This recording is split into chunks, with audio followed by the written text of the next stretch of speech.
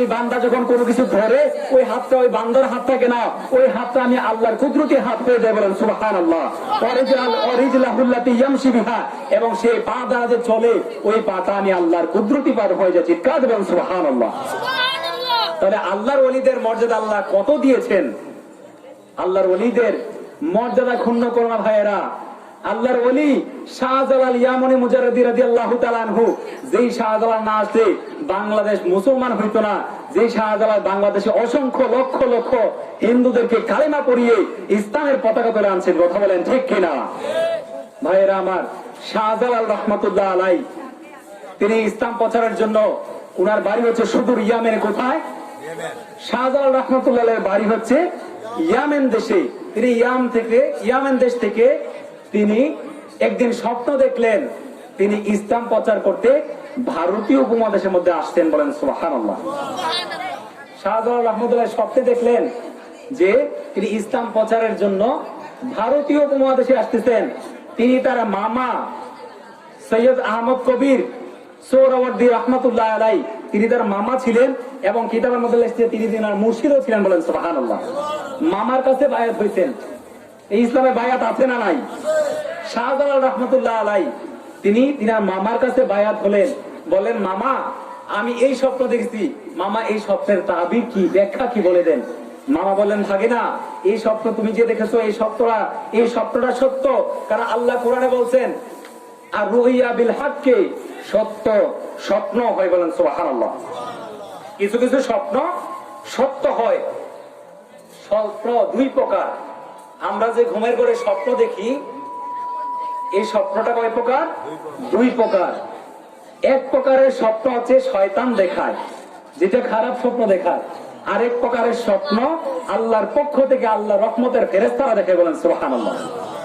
আমরা যখন মানুষ দুনিয়ার জমিনে আমরা ঘুমিয়ে যাই, আমরা যখন ঘুমিয়ে গেলাম আমার বডিটা রয়ে গেল, রূহ কিন্তু সাথে থাকে না। মানুষ যখন ঘুমিয়ে যায় মানুষের রূহটা আলমে আরওয়াতে চলে যায়। সুবহানাল্লাহ বলেন। মানুষ যখন ঘুমিয়ে যায় এই রূহটা এইভাবে বডি থেকে আস্তে আস্তে উঠতে উঠতে আলমে আরওয়ার দিকে চলে যায়। এই যখন এটা উঠতে থাকে শয়তান এখান থেকে টান দিয়ে রূহটাকে ধরে স্বপ্ন দেখায়। নাউজুবিল্লাহ বলেন। রূহটা আলমে আরওয়াতে যাওয়ার পূর্বে যে স্বপ্নগুলো দেখায় ওইগুলা শয়তানের পক্ষ থেকে। ওইটা হচ্ছে প্রথম রাতে আপনি ঘুমাচ্ছেন, প্রথম রাতে যে স্বপ্নটা শয়তানে দেখায়। এরপর যখন আপনার এই রূহটা আলমে আরওয়ার মধ্যে চলে গেল, ওইখানে আর শয়তান যাইতে পারে না। ওইখানে যখন আপনি স্বপ্নগুলা দেখেন গভীর রজনীতে, ওই স্বপ্নগুলা আল্লাহর পক্ষ থেকে ফেরেশতারা দেখায়। বলেন সুবহানাল্লাহ। এই স্বপ্নগুলা সত্য হয়। এই জন্য আল্লাহ রাসূলের কাছে বিভিন্ন ভাবে ওহী এসেছেন। এক প্রকার ওহী স্বপ্নের মাধ্যমে এসেছেন। বলেন সুবহানাল্লাহ। এই রূহের জগতে যখন এই আলমে আরওয়াতে যখন রূহটা চলে যায় তখন ওই ব্যক্তিকে স্বপ্নে দেখায় ফেরেশতারা। আবার যখন ঘুম যখন শেষ হয়ে যায় ভোরবেলা, আবার যখন আলমে আরোহা থেকে রূহটা চলে আসে তখন শয়তান ডানে বামে টান দিয়ে আবার সে স্বপ্ন দেখায়। এই জন্য ভোরবেলা স্বপ্নগুলো শয়তানে দেখায়। কাদের বলা নাউজুবিল্লাহ। শাহজালাল মুজাররিদি রাদিয়াল্লাহু তাআলা আনহু তিনি স্বপ্ন দেখলেন ইসলাম প্রচার করতেছেন ভারতীয় উপমহাদেশে, বাংলাদেশের মধ্যে। মামা হুকুম দিলেন, ভাগিনা তুমি সত্যি স্বপ্নে দেখেছো, যাও আমি তোমাকে ইজাজত দিলাম, এক মুষ্টি মাটি দিলাম, এই এক মুষ্টি মাটি তুমি থলের মধ্যে নিয়ে যাও, এই মাটির স্বাদ গন্ধ যেখানে মিল পাইবা ওইখানে গিয়ে তুমি ইসলাম প্রচার করবা। চিৎকার দেব সুবহানাল্লাহ। সেই জন্য ভাইয়েরা আমার, শাহজালাল মুজাররিদি ইয়ামানি রাদিয়াল্লাহু তাআলা আনহু এক মুষ্টি মাটি নিয়ে মামার কাছ থেকে তিনি সুদূর ইয়ামেন দেশ থেকে রওনা দিলেন বাংলাদেশের জন্য। বাংলাদেশের জন্য রওনা দিলেন। কোথায় থেকে? ইয়ামেন থেকে। ভারত হয়ে, কিতাবে আসছে ভারত হয়ে তিনি দিল্লিতে আসছিলেন খাজা নিজামউদ্দিন আউলিয়ার কাছে। সুবহানাল্লাহ বলেন। ভারতের একজন সম্রাট খাজা নিজামউদ্দিন আউলিয়া, উনার সাথে তিনি প্রথম সাক্ষাৎ হয়েছে ইয়ামেন দেশ থেকে আসার পথে। খাজা নিজামউদ্দিন আউলিয়া অনেক বড় বুজুর্গ ছিলেন। তিনি যখন শুনতে পেলেন যে ভারতীয় উপমহাদেশে, তার খাদেমরা বলল, হুজুর সর্বনাশ, ভারতে তো আরেকজন ওলি আসছে ইয়ামেন দেশ থেকে। চিৎকার দেবেন সুবহানাল্লাহ। খাদেমরা বলেন, হুজুর আপনার মতো একজন ওলি আসছে, এই ওলি যেই দিকে যায় মানুষ দেখে এদিকে যায়। বলেন সুবহানাল্লাহ। এই অলি বৃক্ষের নিচে বসে, মানুষ বৃক্ষের নিচে, এই ব্যক্তিটা পাহাড়ের মধ্যে যায়, মানুষ পাহাড়ের মধ্যে, এই ব্যক্তিটা জঙ্গলার মধ্যে যায়, মানুষ জঙ্গলার মধ্যে, বলেন সুবহানাল্লাহ। তখন ওই নিজামুদ্দিন আউলিয়ার মধ্যে একটু কষ্ট আসলো, আরে আমি তো ভারতের সুলতান, আমি তো এখানে আউলিয়া, এখানে আবার আরেকজন আসলো আমার পক্ষ। তিনি এটাকে পরীক্ষা করার জন্য একটা ডিব্বার মধ্যে আগুনের কয়লা দিয়ে দিলেন, ডিব্বার মধ্যে আপনার রুই দিয়ে দিলেন ওনাকে পরীক্ষা করার জন্য। শাহজালাল রহমতুল্লাহ আলাইহির কাছে যখন নিজামুদ্দিন আউলিয়ার খাদেম এসে এই ডিব্বাটা দিলেন, শাহজালাল রহমতুল্লাহ আলাই একটা জ্বলন্ত কয়লা আগুনের আংরা এই রুইওয়ালা তুলাওয়ালা ডিব্বার মধ্যে দিয়া এটা ওনার কাছে পাঠাই দিচ্ছেন, বলেন সুবহানাল্লাহ। আল্লাহর ওলিদের কারামত, কারামত আউলিয়া হাক্কুন, ওলিদের কারামত সত্য, বলেন সুবহানাল্লাহ। আল্লাহর ওলিদের কারামত যুগে যুগে আল্লাহর ওলিরা এই কাশফ কেরামত দেখিয়ে দেখিয়ে মানুষদেরকে কুফরি থেকে ইসলামের দিকে নিয়ে আসছেন, কথা বলেন ঠিক কিনা? এই জন্য ভাইয়েরা আমার, শাহজালাল মুজাররিদি ইয়ামানি যখন এটা পাঠিয়ে দিল, নিজামুদ্দিন আউলিয়া তখন বুঝতে বলে, হায় হায়, এ তো আমার চেয়ে আরো বড় ওলি, বলেন সুবহানাল্লাহ। এবার নিজামুদ্দিন আউলিয়া শাহজালাল রহমতুল্লাহ আলাইহির কাছে দেখা করতে তিনি গেলেন, বলেন সুবহানাল্লাহ। শাহজালাল রহমতুল্লাহ আলাইহির সাথে যখন খাজা নিজামুদ্দিন আউলিয়া ওনার সাথে যখন সাক্ষাৎ হলো, ওনারা কত উপকথন করতেছেন, কিভাবে কিভাবে মূর্তি পূজক অগ্নি পূজকদেরকে ইসলামের দিকে নিয়ে আসা যায়, কিভাবে আগুনের পূজা থেকে তাদেরকে আল্লাহ তাআলা ইবাদতের দিকে নিয়ে আসা যায়। শাহজালাল রহমতুল্লাহ আলাইহি নিজামুদ্দিন আউলিয়ার সাথে বৈঠক করতেছিলেন। আর এই বাংলাদেশ ছিল হিন্দুদের আধিপত্য। হিন্দু রাজা গৌর গোবিন্দ, যিনি সিলেটের শাসনকর্তা ছিলেন, সিলেটের শাসক ছিলেন রাজা গৌর গোবিন্দ। এত নিষ্ঠুর, এত অত্যাচারী শাসক বাংলার জমিনে ছিল না। সেই আপনার গৌর গোবিন্দ সে মুসলমানদের উপর নির্যাতন চালাতো, স্ট্রিম রুলার চালাতো, অত্যাচার করত, মুসলমানদেরকে পাইলে জায়গায় জায়গায় অত্যাচার করে তাদেরকে শহীদ করে দিতে, বলেন আল্লাহু আকবার। আপনারা ঘুমিয়ে যাচ্ছেন? ঘুমিয়ে যাচ্ছেন না তো? একটা তাকবীর দেন তো, নারে তাকবীর, নারে রিসালাত, নারে রিসালাত। একবারে দেখা দাও যদি ও গো কামলে ওয়ালা, জোরে জোরে একবারে দেখা দাও যদি ও গো কামলে ওয়ালা, হাসি মুখে পরাব তোমায় হাজার ফুলের মালা, বলুন ইয়া রাসূলুল্লাহ ইয়া হাবিবাল্লাহ, মোহব্বত ইয়া রাসূলুল্লাহ, পারেন না সবাই? ইয়া হাবিবাল্লাহ, একবার দেখা দাও যদি ও গো কামলে ওয়ালা, জোরে জোরে একবার দাও যদি ও গো কামলে ওয়ালা, হাসি মুখে পরাব তোমায় হাজার ফুলের মালা, বলুন ইয়া রাসূলুল্লাহ ইয়া হাবিবাল্লাহ, মোহব্বত ইয়া রাসূলুল্লাহ ইয়া হাবিবাল্লাহ। আমাদেরকে সচেতন হতে হবে ভাইয়ের আমার। যে কথা বলতেছিলাম, বাংলার শাসনকর্তা তৎকালীন নাম মনে আছে? রাজা গৌর গোবিন্দ হিন্দু শাসক ছিলেন, মুসলমানদের উপর অত্যাচার করতেন। সেই রাজা গৌর গোবিন্দ তিনার অঞ্চলের মধ্যে গরু জবাই করা নিষিদ্ধ ছিল। কথা বলেন নাউজুবিল্লাহ। গরু জবাই করা, আল্লাহ যেই পশুকে হালাল করে দিয়েছেন মুসলমানদের জন্য, এই গরু তারা গরু জবাই করতে পারে না, তারা গরুকে মা বলে। নাউজুবিল্লাহ বলেন না। দুনিয়াতে আর কোনো কিছু পাইছে না, গরুকে মা বলে। ইন্ডিয়াতে দেখলাম এটি প্রস্রাব খায় গরুর, কথা বলেন ঠিক কিনা? ইন্ডিয়াতে দেখলাম গরুর প্রস্রাব খায়, খাইলে বলে ক্যান্সার রোগ ভালো হয়ে যাবে, চিৎকার বলো নাউজুবিল্লাহ।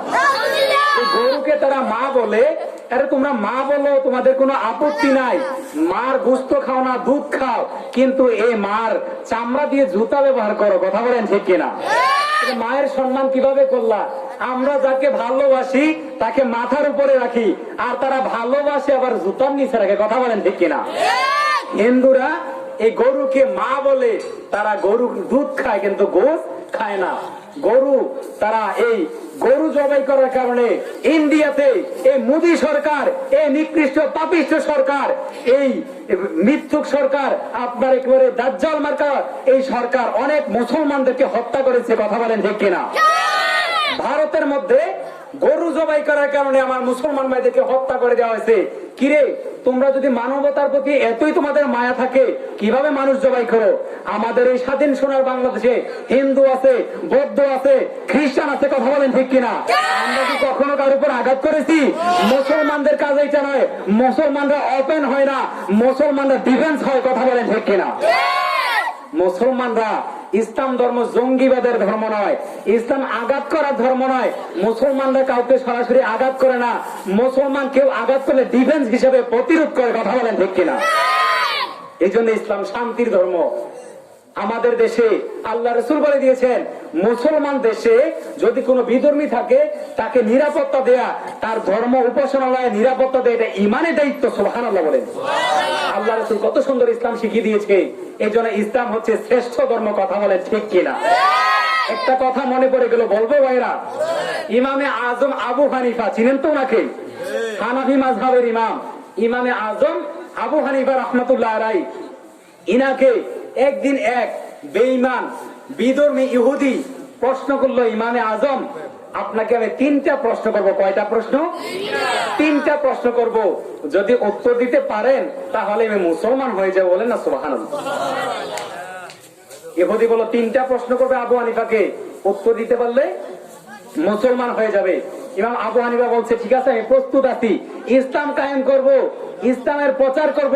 যে আল্লাহর ধর্ম ইসলাম, তিনি আমার জবান দিয়ে উত্তর বের করে দেন। বলেন সুবহানাল্লাহ।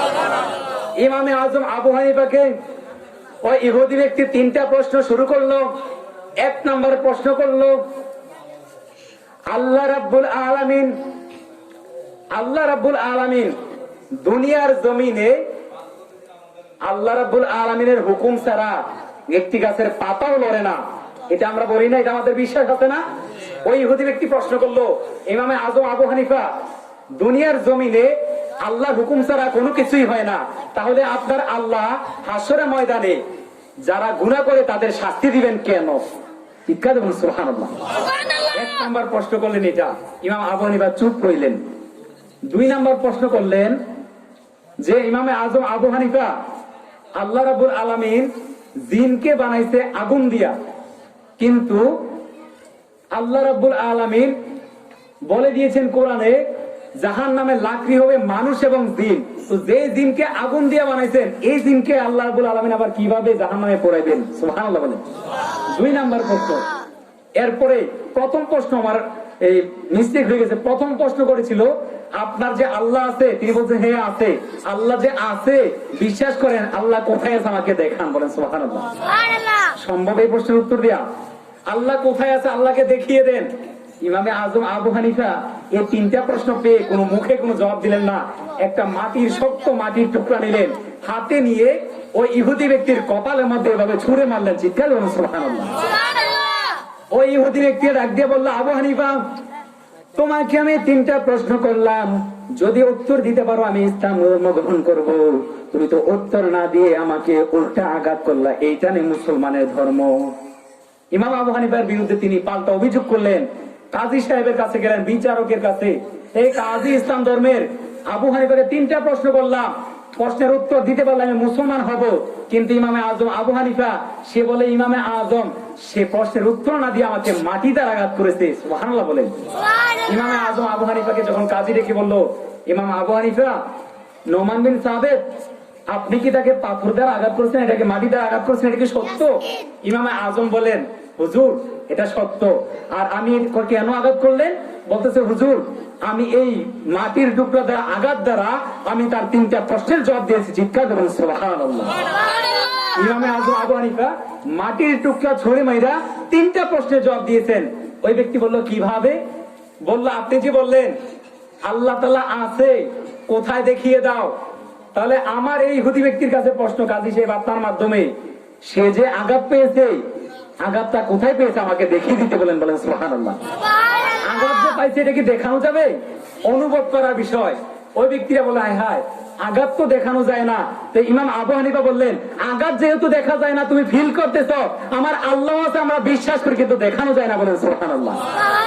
2 নাম্বার প্রশ্ন করলেন যে ইমামে আবু হানিফা, সে ব্যক্তিটা প্রশ্ন করেছিল, দুনিয়াতে যা কিছু হয় আল্লাহর হুকুম ছাড়া হয় না, তাহলে আল্লাহ কেন আবার শাস্তি দিবেন জাহান্নামে? 2 নাম্বার প্রশ্ন। ইমামে আবু হানিফা বললেন, হে কাজী সাহেব, আমি আপনার মাধ্যমে ব্যক্তিকে জানিয়ে দিচ্ছি, দুনিয়াতে যা কিছু হয় যদি আল্লাহর হুকুমে হয়ে থাকে, আমি যে ব্যক্তিটাকে মাটি দ্বারা আঘাত করেছি এইটাও আল্লাহর হুকুমে হয়েছে। বলেন সুবহানাল্লাহ। মাটি দ্বারা ওই ব্যক্তিকে আঘাত করেছি, এইটা আল্লাহর হুকুমে হয়েছে। সুতরাং এইটার জন্য যদি সে বিচার চাইতে পারে, আল্লাহ রাব্বুল আলামিন হাসরের ময়দানে বিচার করতে পারে। কথা বলেন ঠিক কিনা? কেমন যুক্তি দিলেন ইমামে আজম আবু হানিফা? কেমন ইমাম ছিলেন? 50,000 হাদিস ইমাম আজম আবু হানিফা ঠোঁটস্থ দিল 2 ফুটের মাঝখানে ছিল। বলেন সুবহানাল্লাহ। এশার ওযু দিয়ে 40 বছর ফজর নামাজ আদায় করতে। বলেন সুবহানাল্লাহ। প্রতি রমজানে 61 খতম কোরআন খতম করতেন। বলেন সুবহানাল্লাহ। আল্লাহ রাব্বুল আলামিনকে 99 বার মতান্তরে 101 বার স্বপ্ন যুগে দেখেছেন। বলেন সুবহানাল্লাহ। ইমামে আজম আবু হানিফা 3 নাম্বার প্রশ্ন বললেন ইমামে আজম আবু হানিফা। ওই ব্যক্তিরা 3 নাম্বার প্রশ্ন ছিল, আল্লাহ রাব্বুল আলামিন জিন বানাইছে আগুনের দ্বারা, তাহলে হাসরের ময়দানে কিভাবে আল্লাহ এই আগুন দিয়ে জিনকে শাস্তি দিবেন? সুবহানাল্লাহ বলেন। বুঝতেছেন তো কথা? আল্লাহ জিন বানাইছে আগুন দিয়া, হাসরের ময়দানে এই জিন দিয়া কিভাবে তিনি শাস্তি দিবেন? আগুন দিয়ে জিনকে, আগুনের জিনকে আগুন দিয়ে কিভাবে শাস্তি দিবেন? তখন আবু হানিফা বললেন, হুজুর, আমি যে তাকে মাটি দিয়ে আঘাত করেছি, মানুষ তো মূলত আদম আলাইহিস সালামকে মাটি দিয়ে বানানো হয়েছে, মানুষ তো মাটির, আমি তাকে মাটি দিয়ে আঘাত করলে সে যদি ব্যথা পায়, মাটি দিয়ে মাটির আদমকে আঘাত করলে যদি সে ব্যথা পায়, আল্লাহ রাব্বুল আলামিন এই আগুনের জিনকে আগুন দিয়ে আঘাত দিলে সে ব্যথা পাবে। জিজ্ঞাসা করে সুবহানাল্লাহ। ইমামে আজম ওইভাবে প্রশ্নের উত্তর দিয়ে দিলেন। এই জন্য আল্লাহর ওলি যারা ছিলেন তারা অনেক সাধনা করেছেন, তারা জ্ঞানের অধিকারী ছিলেন। ভাই, আমার যে কথা বলতেছিলাম, সিলেটের শাসক মনে আছে তো? গৌর গোবিন্দ গরু জবাই করতে দিত না। সিলেটে একজন মুসলমান একটা সম্প্রদায় ছিল, এই সম্প্রদায়ের প্রধান ছিল বোরহানুদ্দিন একজন ব্যক্তি। ওই ব্যক্তিটা বয়স হয়ে গেছে, বৃদ্ধ হয়ে গেছে, সন্তান হচ্ছে না। ওই ব্যক্তিটা আল্লাহর দরবারে একদিন কান্নাকাটি করে, এ ভাইয়ের আমার, আল্লাহর ওলিরা, প্রথমে আমি যে আয়াত নিয়েছিলাম, আল্লাহর ওলিরা নামাজ ছাড়া কোনো আল্লাহর ওলি হইতে পারে না। কথা বলেন ঠিক কিনা? আজকে দেখা যাচ্ছে এ বাংলার জমিনে অসংখ্য ভণ্ড পীর আছে। কথা বলেন ঠিক কিনা? এই ভণ্ড পীরদের সাথে আমাদের কোনো সম্পর্ক নাই। কথা বলেন ঠিক কিনা? ইসলামের মধ্যে, আমাদের এই দেশের মধ্যে ওলি আল্লাহর কোনো বিকল্প নাই। তো এই ভণ্ড নবীদেরকে আমরা প্রশ্রয় দেই না। কথা বলেন ঠিক কিনা? ভাইরা আমার, আল্লাহর ওলি তারাই হয় যারা আল্লাহর ইবাদত করে, রিয়াজত করে, সাধনা করে। বলেন সুবহানাল্লাহ। আল্লাহর ওলি বুরহানুদ্দিন মুসলমান ইমানদার ব্যক্তি, তিনি কান্নাকাটি করে আল্লাহর দরবারে প্রার্থনা করলেন, আল্লাহ, আমি তো বৃদ্ধ হয়ে গেছি, আল্লাহ আমার সন্তান নাই, আমাকে যদি একটা সন্তান দাও আল্লাহ, আমি তোমার রাস্তায় পশু কুরবানি করে মানুষকে খাওয়াবো। চিৎকার দিয়ে বলুন সুবহানাল্লাহ। ওই বুরহানুদ্দিন যখন আল্লাহ রাব্বুল আলামিনের কাছে প্রার্থনা